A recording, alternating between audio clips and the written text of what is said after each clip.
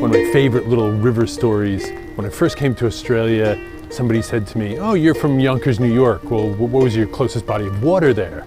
And I said, "Oh, well, I guess that would have been the Bronx River." And they said to me, "Did you ever catch anything there?" And my first thought was disease, but they were actually asking me about fish.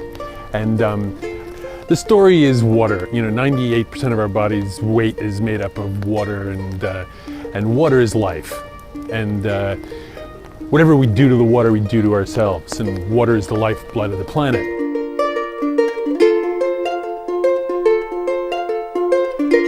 Here we are at Maruya Markets, and to me, that we live in this part of the world where a number of rivers a bit inland from here, you can go and you can actually just shove your face in the river and drink the water. The Clyde River, you can drink the water. And that is just becoming more and more rare in our world. And it just makes me kind of feel almost sick on a personally physical level. And what I would really like us to do is to increase our awareness of where our water comes from, where our upstream is, where our downstream is, and to remember that we all live downstream.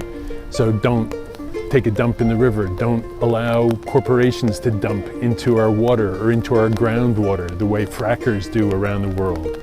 There have been samples of rainwater taken in Mississippi that had 75% of the rainwater samples testing positive for Roundup. How can that be? That we're not just poisoning our own bodily fluids, but we're poisoning the planet's bodily fluids, so much so that it ends up in the clouds.